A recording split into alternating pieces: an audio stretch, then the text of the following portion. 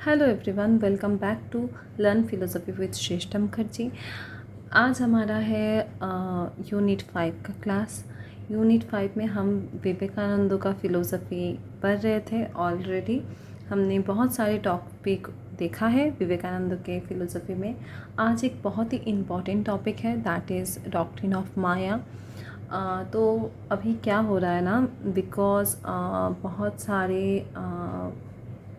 Academic काम की वजह से मैं थोड़ा सा रेगुलरली वीडियो नहीं दे पा रही हूँ। मैंने बहुत दिनों से बोला है कि मैं हेडोनिज़म का वीडियो अपलोड करूँगी, पर स्टिल अभी तक मैं हेडोनिज़म का वीडियो बना नहीं पाई हूँ। मैं कोशिश कर रही हूँ कि जून के एग्ज़ाम से पहले मैं एथिक्स कंप्लीट कर दूँ, क्योंकि यूनिट 5 में शायद हमारा विवेकानंद कंप्लीट हो जाए, पर बाकी बहुत सारे फ़िलोज़ोफ़र हैं। एंड मैंने ये भी बोला था कि जो फ़िलोज़ोफ़र्स मान लो कि शॉर्ट है, मतलब जिसमें ज़्यादा टॉपिक्स नहीं है, वो सारे फ़िलोज़ोफ़र हम थोड़ा सा पहले कंप्लीट करेंगे। मतलब जैसे विवेकानंद का क्लास चल रहा है वो हम कंटिन्यू करेंगे, एंड उसके साथ साथ जो फ़िलोज़ोफ़र एकदम शॉर्ट कुछ ही टॉपिक्स है, जैसे कि मान लो ज्योतिबा फूले हो गया, या फिर स्वामी दयानंद सरस्वती, देन शांत कवि, भीमा वोई, ये जो सारे फ़िलोज़ोफ़र है इनमें हार्डली 2 से 3 टॉपिक्स हैं, तो वो कवर किया जा सकता है इजीली। तो मैंने वही सोचा है कि आज मैंने सोचा था डॉक्ट्रिन ऑफ माया कराऊंगी, तो मैं माया कंप्लीट कराती हूँ, और अगर टाइम बचे तो नेचर ऑफ मैन भी मैं करा दूँगी आज के क्लास में। तो नेक्स्ट क्लास में मैं कोशिश करूँगी आइदर ज्योतिबा फूले या फिर कोई भी 1 या 2 फ़िलोज़ोफ़र जिनमें ज़्यादा टॉपिक्स नहीं है वो कंप्लीट करा देने के लिए, ठीक है। तो थोड़ा सा हम आगे बढ़ जाएंगे सिलेबस में। ओके, सो विवेकानंद का हम पढ़ रहे थे, तो विवेकानंद का जो भी पहले क्लास आप लोगों ने देखा होगा तो आपको थोड़ा सा कंसेप्ट का नॉलेज होगा। मैं ज़्यादा रिपीट नहीं कर रही हूँ, क्योंकि यू ऑल नो कि एग्ज़ाम सामने है, बहुत सारे टॉपिक्स हैं। तो जो मैंने पढ़ा है पहले, जितने सारे भी मैंने क्लास ली है विवेकानंद के ऊपर, उसमें अगर किसी को भी कोई भी पोर्शन समझ में नहीं आया या फिर कोई भी डाउट है, आप लोग बताना, मैं कोशिश करूँगी सॉल्व करने की। और एक चीज़, मुझे 1-2 मेल आया था मेरे पास।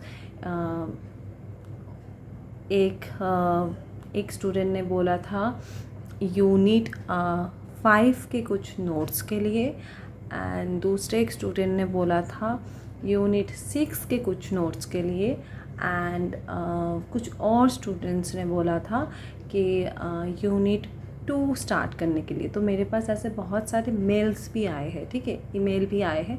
तो मैं उनको बोलना चाहूँगी जिन्होंने मुझे मेल किया था, मैंने रिप्लाई किया था सबको, फिर भी मैं बता देना चाहती हूँ एक बार कि notes, okay, first of all notes आप लोगों को खुद को बनानी पड़ेगी, ठीक है।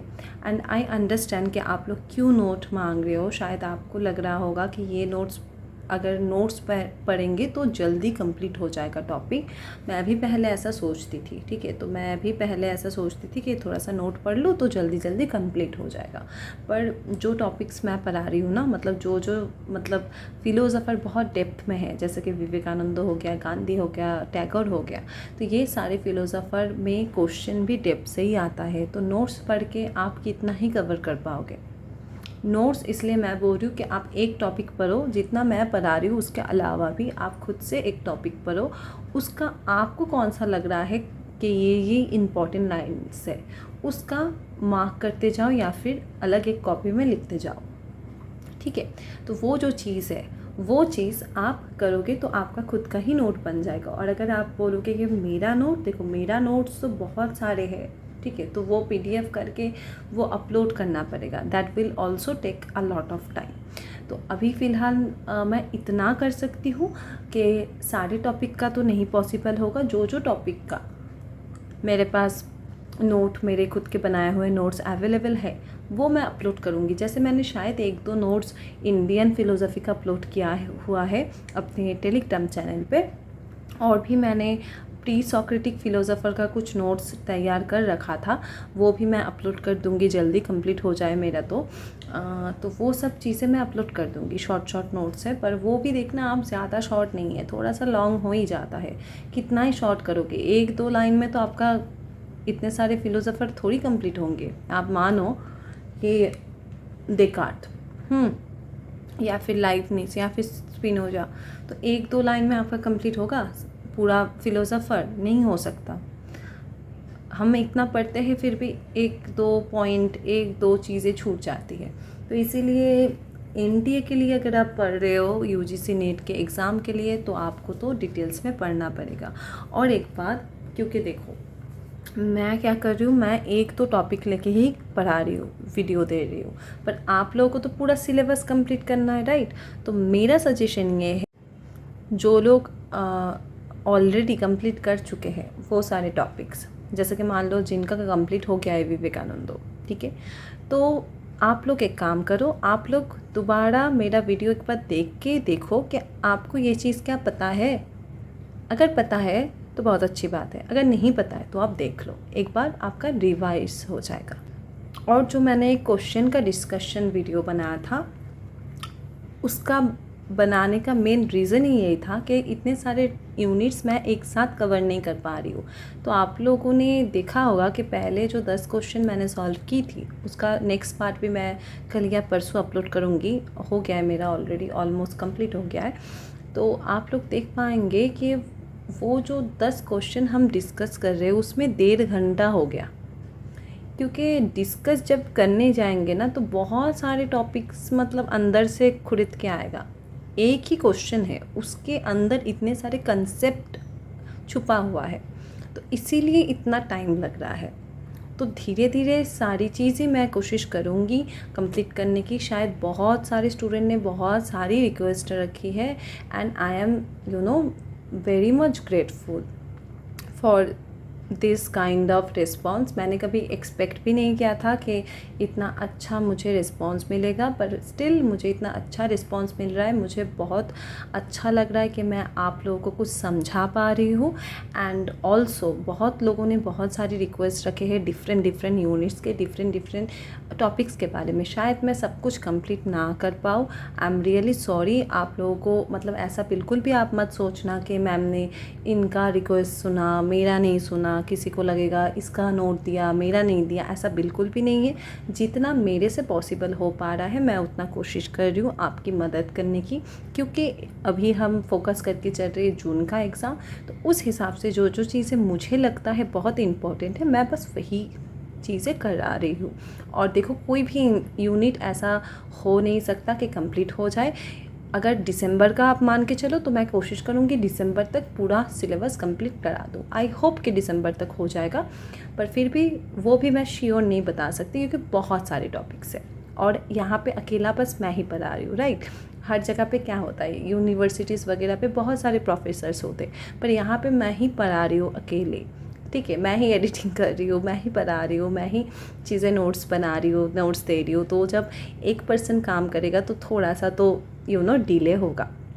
तो मैं बस आप लोगों को एक ही बात बोलूँगी कि अगर मान लो कि बहुत अर्जेंसी है, ठीक है, जैसे कि मान लो जो यूनिट 5 जैसे बहुत इंपॉर्टेंट है, यूनिट 1 बहुत इंपॉर्टेंट है, unit 9 2 6 this all are very important. तो ये जो टॉपिक्स में जो मुझे रिक्वेस्ट आए हैं ना, मैं कोशिश करूँगी वो सारे टॉपिक्स कंप्लीट करने की, क्योंकि ये सारे टॉपिक्स एक्चुअली में बहुत इम्पॉर्टेंट है, बस आए हैं। तो मैं कोशिश करूँगी उन पे काम करने की। अगर हो पाए, I am not sure about it, but अगर हो पाए तो मैं ज़रूर वो सारी चीज़ें प्रोवाइड करूँगी जैसा आप लोगों का नीड है। ओके, तो आज हम स्टार्ट करते हैं पहले डॉक्ट्रिन ऑफ माया। तो जो विवेकानंद का माया का कंसेप्ट है, यहाँ से भी बहुत सवाल आता है, लिटरली बहुत सवाल आता है। तो डॉक्ट्रिन ऑफ माया, हमें पता है कि माया का जो कंसेप्ट है वो अद्वैत वेदांतों में भी है। ओके, सो हमें पता है कि माया का जो कंसेप्ट है वो अद्वैत वेदांतों में भी है। तो विवेकानंद जो है वो न्यू वेदांतिस्ट है, राइट। तो उनका जो थॉट है वो ऑब्वियसली वेदांत थॉट से ही होके आया है, वहाँ से ही डिराइव हुआ है। पर स्टिल विवेकानंद जो माया का कंसेप्ट दे रहे हैं वो एग्जैक्टली सिमिलर नहीं है वेदांतिस्ट या फिर जो शंकराचार्य जो माया का कंसेप्ट देते उसके साथ, ठीक है। ओके, तो यहाँ पे देखो क्या बोला जा रहा है। यहाँ पे बोला जा रहा है an account of Vivekananda's doctrine of creation has to refer to the doctrine of maya. तो उनका जो डॉक्ट्रिन ऑफ क्रिएशन है जो हमने लास्ट क्लास में पढ़ा था, जहाँ पे एब्सोल्यूट से यूनिवर्स तक डिराइव हो रहा था, एब्सोल्यूट से यूनिवर्स तक जा रहा था एंड बीच में स्पेस टाइम कॉजेशन ये सब था।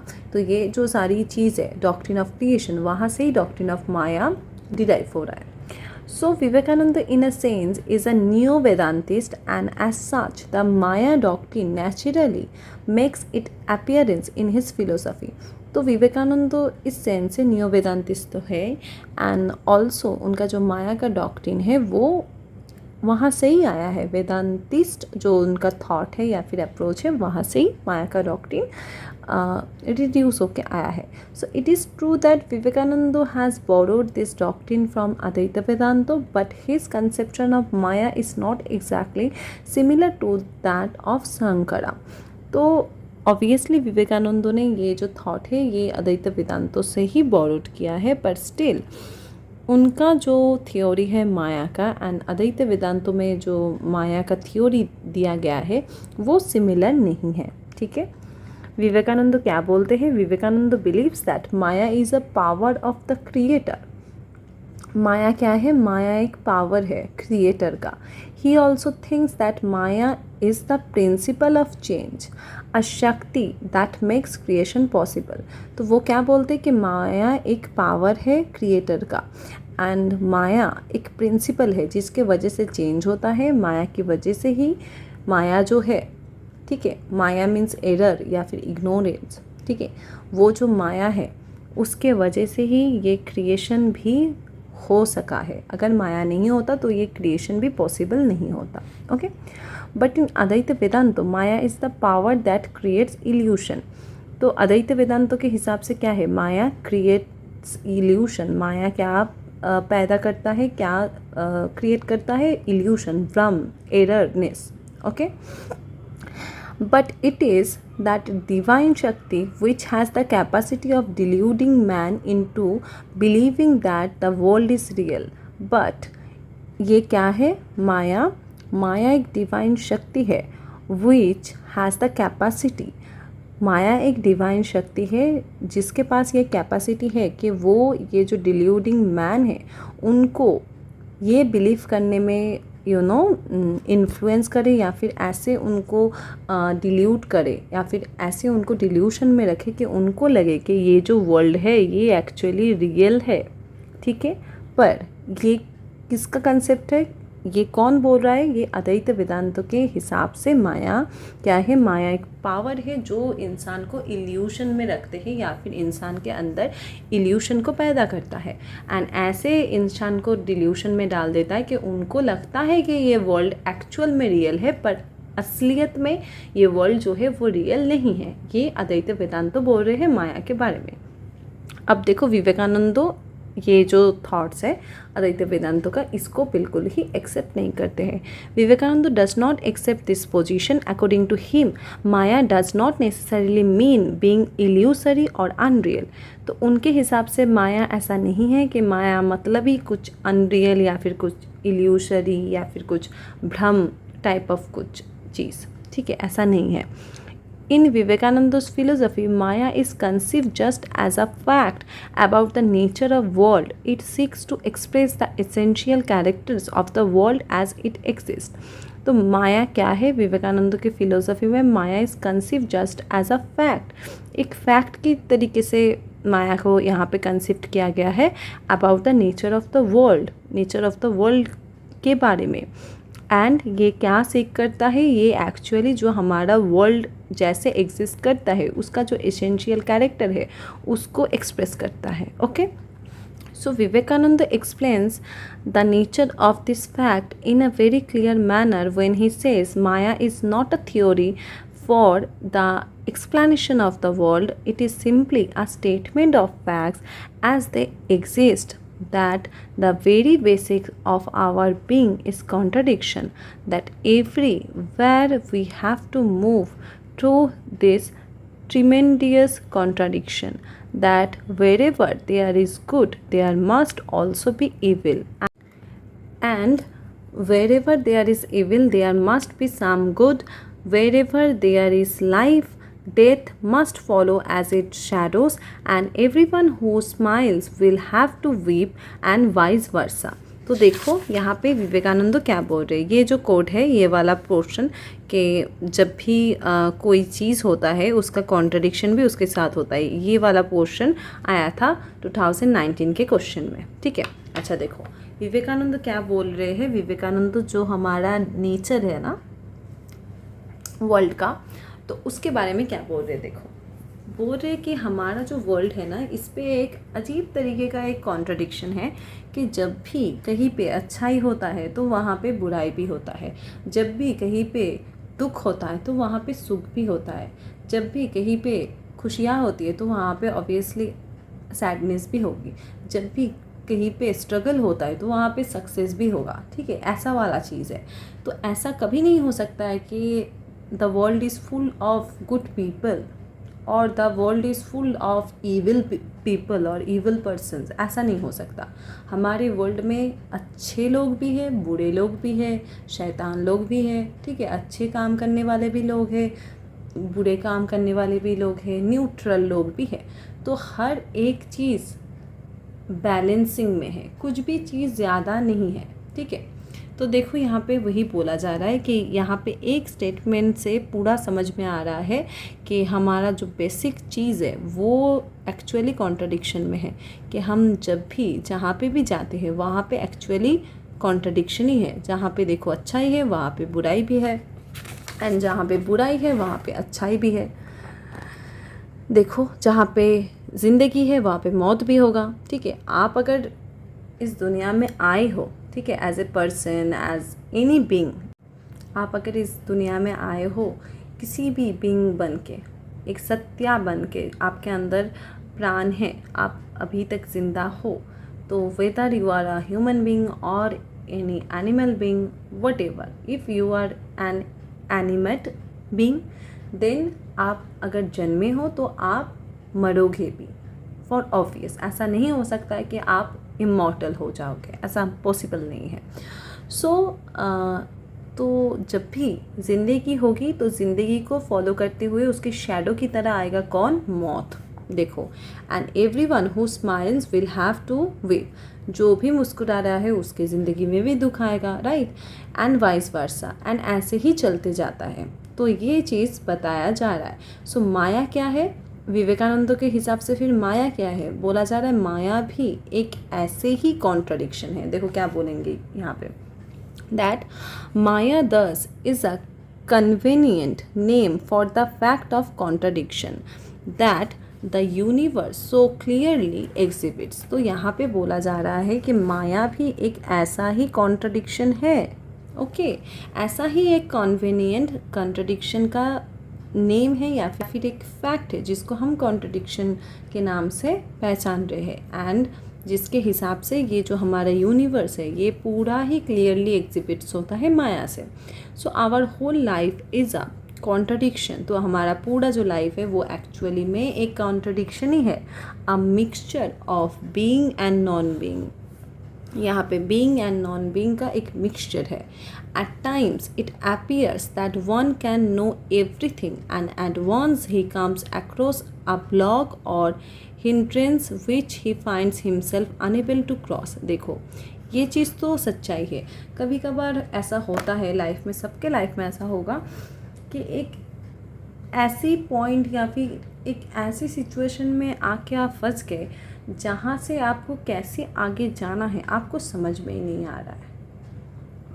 तो ये जो पॉइंट है ना, ये पॉइंट हर किसी की लाइफ में आता है। कभी कभार आपको लगता है कि आपके लाइफ में सब कुछ बहुत अच्छे से चल रहा है, बहुत अच्छे से, और कभी कभार ऐसा लगता है कि कुछ भी हो ही नहीं रहा है। तो इसी की नाम ज़िंदगी है, कि कभी आप बहुत ही सक्सेस की ऊंचाई पे रहोगे, कभी आप एकदम डाउनफॉल के एकदम नीचाई में रहोगे। एंड अगर इसीलिए बोला जाता है ना कि बी डाउन टू अर्थ, मतलब जब भी आपको सक्सेस मिले ऐसा ना हो कि सक्सेस से आपका इतना दिमाग ख़राब हो जाए कि आपसे सक्सेस संभाली ही ना जाए। ठीक है, ओके। तो नेक्स्ट क्या बोला जा रहा है, His activities appear to move in a circle and he finds himself unable to go beyond that circle। वही बोला कि एक मान लो सर्कल है जहाँ से आप मूव ही नहीं कर पा रहे हो, सर्कल से निकल ही नहीं पा रहे हो। जैसे हम नहीं बोलते हम एक लूप में फंस गए हैं, जितना भी कोशिश करो क्लियर नहीं हो रहा है, जितना भी कोशिश करो हम आगे नहीं बढ़ पा रहे। तो वही चीज़ माया, वही एक चीज़ है जो एक सर्कल है, जो एक आपको एक ही जगह पे बंद करके रख रहा है और आपको ये फील हो रहा है कि आप आगे नहीं बढ़ पा रहे हो। So Vivekananda says what you call matter or spirit or mind or anything else you may like to call them, the fact remains the same. We cannot say that they are, we cannot say that they are not। तो यहाँ पे क्या बोला जा रहा है, ना ही हम बोल सकते कि वो है, ना ही बोल सकते वो नहीं है। जैसे हमें पता है, हम बोलते हैं that the world is neither real nor unreal, right. तो यहाँ पे वही चीज़ बोला जा रहा है कि विवेकानंद बोल रहे जिस चीज़ को हम मैटर बोल रहे या फिर स्पिरिट बोल रहे या फिर माइंड बोल रहे या फिर कुछ भी ऐसे चीज़ों को हम इंडिकेट कर रहे, तो ये जो सारी चीज़ें इनको हम इनके फैक्ट जो है सबके ही सेम है, whether it is matter, weather it is spirit और माइंड और वट एवर। बट फिर भी हम यहाँ पे ये नहीं बोल सकते कि वो क्या है एंड वो क्या नहीं है। इस बारे में we can not say that they are one, हम ये नहीं बोल सकते कि वो बस एक ही चीज़ है। ठीक है, we can not say that they are many, ये भी नहीं बोल सकते कि वो बहुत सारी चीज़ें हैं। So this eternal play of lights and dark, indiscriminate, indistinguishable, inseparable is always there. A fact, yet at the same time not a fact, awake at the same time asleep. This is a statement of fact and this is what is called माया। तो विवेकानंद के हिसाब से क्या है माया? माया ना ही एक ऐसा चीज़ है जिसको हम वन एंड ओनली बोल सकते हैं, एक ही चीज़, या फिर ऐसा भी नहीं है कि बहुत सारी चीज़ें हैं। ठीक है, तो ये एक ऐसा इटर्नल चीज़ है जहाँ पे लाइट एंड डार्कनेस दोनों ही है। ठीक है, जहाँ पे हम किसी चीज़ को सेपरेट नहीं कर पा रहे, किसी चीज़ को हम डिस्टिंग्विश नहीं कर पा रहे, किसी चीज़ को हम किसी भी चीज़ पे कोई भी डिस्क्रिमिनेशन नहीं कर पा रहे हैं। ठीक है, तो ये जो सारी चीज़ें, ये सारी चीज़ एक साथ है।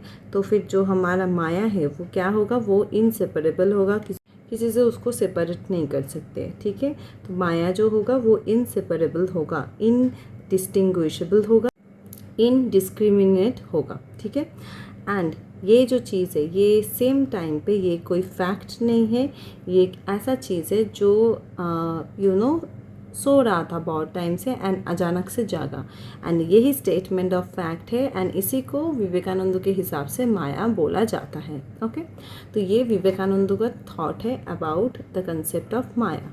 So this description of Maya has one great advantage in it, it differs from the वेदांतिक concept of Maya without contradicting it. तो ये जो कंसेप्शन है विवेकानंद का माया का, ये हमारा जो वेदांतिक कंसेप्ट है माया का उससे अलग है।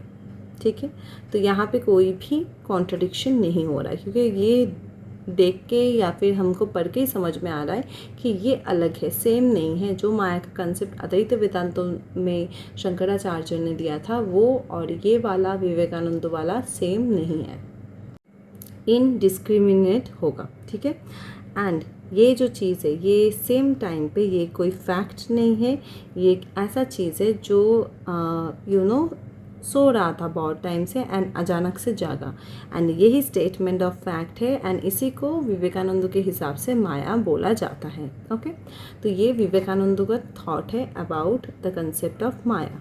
So this description of Maya has one great advantage in it, it differs from the वेदांतिक concept of Maya without contradicting it.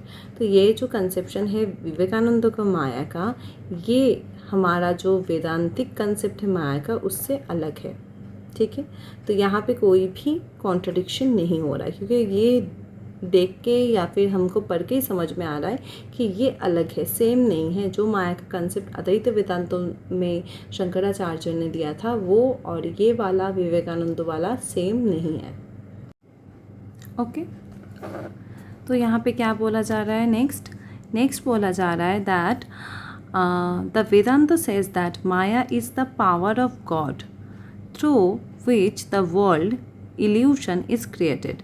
तो वेदांतों में बोला जाता है कि माया एक पावर है, एक इल्यूशन है, या फिर एक ऐसा शक्ति है जहाँ से ये पूरा इल्यूशन, इग्नोरेंस, जो भी भ्रम हमारा, एररनेस नॉलेज हमारा क्रिएट होता है वो माया की वजह से ही होता है। पर Vivekananda would add that the power in itself is neither good nor bad, it is neutral, therefore Maya must have a neutral character। तो यहाँ पे भी वही चीज़ बताया जा रही है, it is neither real nor unreal, ना ही ये अच्छा है ना ही ये बुरा है, तो इसलिए माया जो है वो न्यूट्रल कैरेक्टर का है। ठीक है, so maya's neutral nature can be restrained only if Maya is conceived as the name for the fact of contradiction apparent in the world। तो क्या बोला जा रहा है कि ये जो माया न्यूट्रल नेचर का है ये रिटेन हो सकता है ओनली अगर ये जो माया है ये कंसीव्ड होता है as the name for the fact, कि जो फैक्ट है कॉन्ट्रडिक्शन का उसके नाम पे अगर ये चीज़ कंसीव्ड होता है हमारे ये जो एपरेंट वर्ल्ड है या फिर रियल वर्ल्ड है उसमें, तभी जाके ये चीज़ जो है माया का जो न्यूट्रल नेचर है वो रिटेन रहेगा। ठीक है, नेक्स्ट क्या बोला जा रहा है, नेक्स्ट बोला जा रहा है at places Vivekananda admits that maya has a reality from the lower point of view only. तो विवेकानंद एडमिट कर रहे हैं कि माया जो है इसका एक रियलिटी है लोअर पॉइंट ऑफ व्यू से, बस लोअर पॉइंट ऑफ व्यू से ही है। So such admissions are made only when Vivekananda finds it's difficult to reconcile the doctrine of maya with the doctrine of reality. तो ये चीज़ तभी आया जब उनको ये फील हुआ कि डॉक्ट्रिन ऑफ माया जो है उसको डॉक्ट्रिन ऑफ रियलिटी के साथ हम अगर कॉन्सिल करेंगे, एक करेंगे, तो बहुत सारी डिफ़िकल्टी दिखाई पड़ रही है हमें। तो इसीलिए माया को उन्होंने एक लोअर पॉइंट ऑफ व्यू से डिस्क्राइब किया है। ओके, नेक्स्ट क्या बोला जा रहा है, he is aware that finally all contradictions have to be resolved and therefore finally maya has to be superseded, but he asserts that superseding act does not completely cancel or negate that which is superseded। He tries to explain this fact with the help of the analogy of oceans and waves। अच्छा, ये हमने example last class में पढ़ी थी जब हम discuss कर रहे थे कुछ कैरेक्टरिस्टिक्स के बारे में। ठीक है, तो तब हमने ये वेव्स एंड ओशन के बारे में पढ़ा था। ये लास्ट जो हमने पढ़ा था दैट इज़ ये देखो, ये जो हमने पढ़ा था इससे पहले nature of the world Cosmos, यहाँ पे ओशंस एंड वेव का जो कंसेप्ट है वो हमने पढ़ा था, उसका जो एग्जाम्पल यहाँ पे दिया गया है वो हमने पढ़ा था। तो वहाँ पे बोला जा रहा था ओशन एंड जो वेव्स आ रहे हैं, तो सारे वेव्स सिमिलर नहीं होते हैं, वेव्स में भी डिफ्रेंशिएट होते हैं, पर ओशन में बहुत सारे वेव्स आ रहे हैं, राइट। तो वो एनालॉजी दिया गया था, तो यहाँ पे भी वही चीज़ दिया जा रहा है एंड यहाँ पे ये बोला जा रहा है कि कम्प्लीटली हम किसी चीज़ को कैंसिल या फिर नेगेट नहीं कर सकते हैं क्योंकि वो सुपरसीडेड है, ऐसा हम नहीं कर सकते। हम ये चीज़ समझने की कोशिश कर रहे हैं अगेन जो ओशन एंड वेव का एग्जाम्पल है उसके हेल्प से। देखो क्या बोला जा रहा है, waves even as waves are nothing but water and yet they have a name and form. If the waves subside, no thing remains but the ocean. But so long as the waves are rising and falling, they have a reality of their own.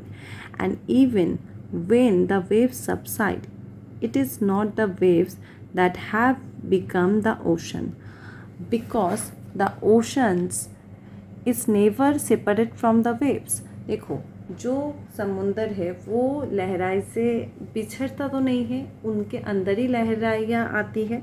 तो यहाँ पे क्या बोला जा रहा है कि ये जो वेव्स है, ये वेव्स ये कुछ भी नहीं है, ये सारे ही वाटर ही है, पानी के अलावा कुछ भी नहीं है।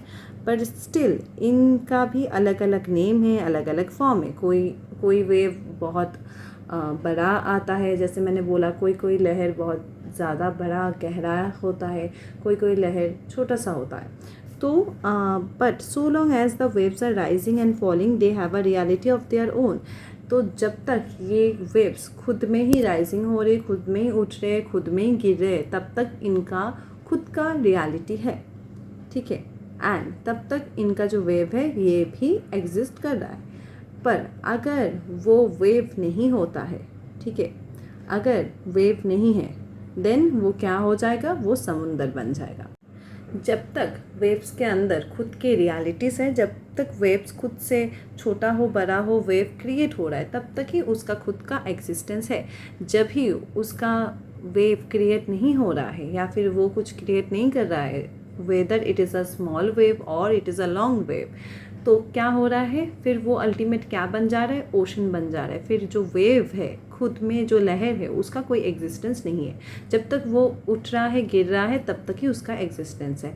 जैसे एग्जांपल मान लो, रियल लाइफ में कोई पर्सन कोशिश कर रहा है किसी भी पोस्ट में जॉब पाने की, या फिर हमारे तरह मान लो एस्पिरेंट्स है यूपीएससी या किसी भी गवर्नमेंट जॉब का, तो बार बार वो अटेम्प्ट दे रहा है, वो फेल हो रहा है, स्टिल वो एग्ज़ाम दे रहा है, स्टिल वो देख रहा है कि हो सकता है शायद लास्ट टाइम वो इस टाइम पे वो गलती को सुधार दे। पर जब तक वो कोशिश कर रहा है, तब तक ही उसका जर्नी स्टे करेगा। मान लो कि हम लोग बहुत कोशिश कर रहे हैं प्रोफेसर बनने का या जेआरएफ पाने का, या फिर कोई नेट सेट गेट क्वालिफाई करने का, जिसको जो भी बनना है, जिसका अभी सामने जो भी प्रायोरिटी है। हम यूजीसी नेट सेट एग्ज़ाम दे रहे हैं, मतलब हम असिस्टेंट प्रोफेसर ही बनना चाहते हैं, सारे वही बनना चाहते हैं। तो पहले हम नेट सेट गेट क्वालिफाई करेंगे, फिर हम इंटरव्यूज़ देंगे, कहीं कहीं जगह पे बहुत सारे इंस्टीट्यूशन होते हैं यूट्यूब्स के नॉर्मल, वहाँ पे पढ़ाएंगे, उसके बाद हम पीएचडी करेंगे, फिर जाके हम प्रोफेसर बन जाएंगे, राइट। यही गोल है हमारा। तो कुछ ऐसे स्टूडेंट्स होते हैं जो एक दो बार फेलियर से ही वो जो गोल है उसको छोड़ देते हैं। तो जब मान लो कि आप कोशिश कर रहे हो, आपका नहीं हो रहा है, पर जब तक आप लोग सब ये बात याद रखना, जब तक आपको आपका गोल नहीं मिल जाता है, तब तक आपका ये जानने का कोई भी मैटर नहीं करता। मान लो किसी ने 10 साल से प्रिपेयर किया है, किसी ने 5 साल से प्रिपेयर किया है, किसी ने 2 साल से भी प्रिपेयर किया हो सकता है, या फिर हो सकता है किसी ने 1 साल तैयारी की है। तो वो जो जितना भी साल आपने लगाया है किसी भी एक पर्टिकुलर प्रोफेशन में या फिर पर्टिकुलर एग्ज़ाम में, अगर वो चीज़ को आप अधूरा छोड़ देते हो तो वो 1 साल बेकार जाता है। हम यूजुअली नहीं बोलते यार मेरा तो ये साल भी बर्बाद हो गया, इस साल भी मेरा क्लियर नहीं हुआ। यूजुअली आपका बर्बाद हो नहीं रहा है ये, क्योंकि आप खुद के गलती से सीख रहे हो। आप देखना हर बार का एग्ज़ाम का आप देखोगे, खुद का मार्क्स तो देखोगे आप, थोड़ा सा या तो बढ़ सकता है या फिर मान लो थोड़ा सा घट सकता है। तो अगर मान लो कि इंक्रीज़ हो रहा है तो आपको समझ में आएगा कि इम्प्रूव हो रहा है, और अगर डिक्रीज़ हो रहा है तो आपको समझ में आएगा कि आप जो इससे पहले एग्ज़ाम पे जो भी आपने सही किया था, इस बार वो भी आप गलत करके आए हो। तो ये एक रियलाइजेशन है। तो ये जर्नी तभी कंप्लीट होगी जब हमारा जो एंड गोल है वो हमें मिलेगा। अगर हम एंड गोल तक नहीं जाते हैं तो ये 4 साल 5 साल पूरा बर्बाद। ऑब्वियसली क्या मायने रहेगा। आपने बहुत प्रिपेयर किया, आप लोगों को क्या बोलोगे कि मैंने बहुत प्रिपेयर किया है, मैंने बहुत साल तक यूपीएससी या फिर यूजीसी नेट सेट का पढ़ाई किया, उसके बाद क्या? जब तक आपको वो लक्ष्य हासिल नहीं हो जाता तब तक आपको लगे रहना है, चाहे उस पर जितनी भी प्रॉब्लम्स आए। आई नो कि सारे लोगों की जो है कंडीशन सेम नहीं होती है। बहुत सारे लोगों की बहुत सारी डिफरेंट कंडीशंस है, बहुत सारे डिफरेंट प्रॉब्लम्स है। स्टिल आपको सारे प्रॉब्लम को साइड पे रख के, प्रॉब्लम्स रहेगी, लाइफ है, तो प्रॉब्लम्स रहेगी। स्टिल आपको फोकस करना है कि कुछ भी हो, मेरा इतने साल का मेहनत बर्बाद नहीं होना चाहिए। That is our main priority. Okay, तो यहाँ पे वही बोला जा रहा है कि जब तक वेव्स का खुद का फॉर्म था तब तक सही था, जैसे ही वेव्स का खुद का कोई फॉर्म नहीं बन रहा है तो वो क्या हो जा रहा है, वो ओशन बन जा रहे हैं। ठीक है, देखो नेक्स्ट क्या बोला जा रहा है, एंड जब ये ओशन बन गया तब इसको हम और सेपरेट नहीं कर सकते हैं, तब इस वेव को हम और सेपरेट नहीं कर सकते। ठीक है, because the ocean is never separate from waves, क्योंकि ओशन जो है वेव से कभी सेपरेट नहीं होता है। So moreover the subsiding of the waves does not negate the name and the form that waves as waves had assumed. तो ये जो हमारा वेव्स है ये कभी भी नेगेट नहीं करता उसके फॉर्म को या फिर उसका जो नेम है वेव्स का, उसको हम वेव्स को वेव के नाम से ही एज्यूम्ड करते हैं। ठीक है, दूसरे नाम से नहीं। So likewise even when maya gives way, it gives way only to find that all the time it was lying within the bosom of the Brahmas itself. Its being superseded does not take away from it its distinctive role that is had been playing so long. तो यहाँ पे क्या बोला जा रहा है, similarly माया के time पे भी वही है। माया जो चीज़ हम फाइंड आउट करना चाह रहे हैं ऑल द टाइम, जो चीज़ हम फाइंड आउट करना चाह रहे हैं माया, तो वो क्या हो रहा है, वो हर टाइम जो हमारा ब्रह्मा है उसके साथ ही। ठीक है, तो यहाँ पे क्या बोला जा रहा है कि ये जो माया है ना, ये माया क्या हो रहा है, ये जब बॉसम होके, ठीक है, ये जब खुद से जाके ब्रह्मा में अर्पित हो रहा है या फिर ब्रह्मा के अंदर बस रहा है। ठीक है, तो इसका मतलब ये नहीं है कि माया का इंडिविजुअल कोई खुद का कोई रोल या फिर खुद का कोई वजूद नहीं था, खुद का कोई फॉर्म नहीं था, ऐसा बिल्कुल भी नहीं है। जैसे वेव के खुद के नेम्स, खुद के फॉर्म्स थे, वैसे माया में भी डिफरेंट फॉर्म्स, नेम्स खुद के थे। जब वो ब्रह्मा के अंदर जा रहा है, Brahma is equivalent to ocean, तो तब वो क्या हो रहा है, ब्रह्मा में आश्रित हो रहा है, ब्रह्मा में वो इंक्लूड हो जा रहा है। So this description of maya can also justify the Vedantic description of maya where it is describe neither as real nor unreal nor even as real unreal, it is described as anirvachaniya. तो क्या बोला जा रहा है कि हमें पता है कि जो हमारा वेदांतिस्ट है या फिर जो शंकर का अद्वैत वेदांतो है, वहाँ पे जो टाइप ऑफ एररनेस है, वहाँ पे अनिर्वचनीय ख्यातिवाद जो है उन्होंने एक्सेप्ट की है। अनिर्वचनीय मतलब ना ही कोई चीज़ रियल है ना ही कोई चीज़ अनरियल है। ठीक है, मतलब रियल अनरियल के बीच में वो चीज़ रह रहा है। ठीक है, that means it is not even real unreal.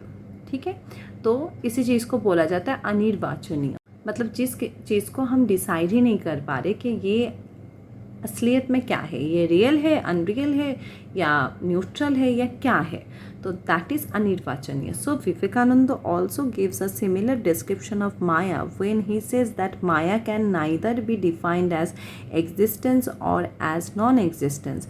Vivekananda also places maya somewhere in between absolute being and non being.